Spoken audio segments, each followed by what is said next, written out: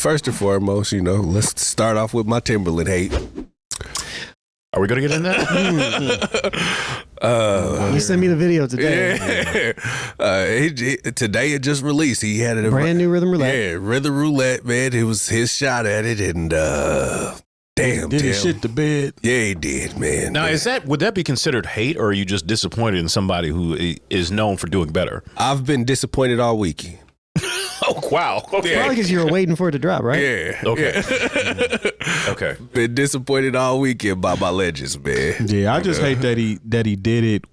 He chose a Gil Scott-Heron sample for one, and of all the things on that he had album, big shoes to fill with that. But yeah, I was gonna go to that because I really wish he had chose one of the other albums that he picked versus picking that particular sample and not to do the sample more justice than it already been done. Man, that was my point exactly. Yeah. It sounded very basic in comparison to like the loop. It's all Kanye gave you was a loop. Exactly, and it sounded just exactly what you needed. Exactly. And he started adding hi-hats and all this other stuff, and I'm just like, And then the part that he even sampled was trash. It's like, why did you chop that piece? Yeah. I don't know, man. I need to actually give it an actual watch because I only skimmed through it when you sent it to me. I saw it dropped, but I didn't watch it yet. And then wasn't super impressed by the beat. But yeah, everybody I sent it to, I asked, is this your king? I mean, I got to give him credit when credit is due. I mean, he's a legend in the game. But at this point, like, I don't know, man. He needs to do another album with what's his name, Justin Timberlake.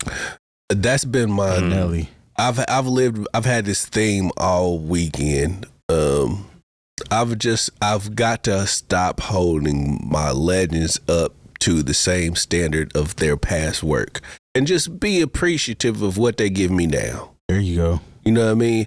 Like, cause they'll never be that person again. You know what I mean? Just take what they give you. Yeah. Or just be appreciative of what they put out in the past, Yeah. Because right now, I don't want to hear Andre 3000 talk about how he doesn't feel like rapping. All right, we get it. Mm-hmm. He's doubling down on it. Yeah, it's like, okay, you don't want to rap. Cool. Stop bothering us about it. Yeah. Put the flutes down. Yeah. Yeah. He tried to say it wasn't a flute album. I was like, well, what was it? Because you had a flute the whole time on the album. Yeah. Isn't he nominated for album of the year? Yeah. We talked about that. God bless. Mm-hmm. Yeah, and like even with Ye, man, I be trying to give Kanye the benefit of the doubt, but that ship has sailed, man. Yeah. I'm never going to be able to get that same sound and energy back. So I just, again, to your point, your legends out here, we just got to be all right with them making whatever they want to make and just keep it moving at this point. My thing about Timbaland though, man, is like I'm gonna keep it a buck, man. I haven't heard anything that I really liked from him in like the past 10, 15 years, man. You didn't like the Tink stuff? It was cool. I like the Tink stuff. But even the stuff with that for me is, I hate to say this, man, but I know some people that have worked with him, and it's hard to know if it's something that if it came from him or if it was one of the people that was under him and he just took the tag to help blow that person up. You know what I mean?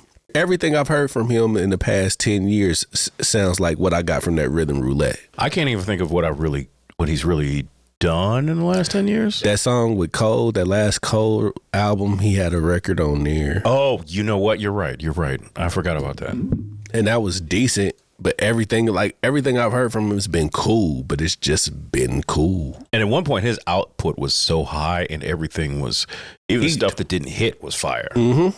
That's what happens to almost everybody. Yeah, your time comes and goes. Yeah, I mean, and when he had his time, he capitalized off of it. He did. Those first two Justin albums, especially the second one. Before that, shoot, the stuff he did with Genuine. Yeah. That's when I first heard him. Yeah. And, the whole production stuff, I think the reason he do that is because people did it to him. Because you can't tell me.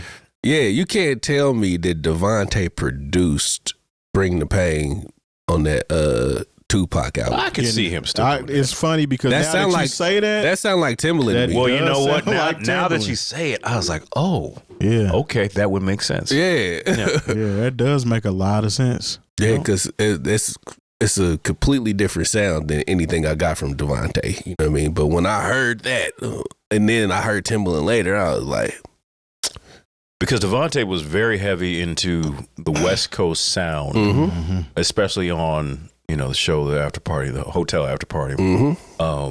He was I take that back. Even Diary of a Madman, he was almost on some G Funk. Yeah, he was. That's really my favorite album from him. So. But shout out to Timbaland. Another God bless you, man. Yeah, we're gonna make the Timbaland stands upset again. It is what it is.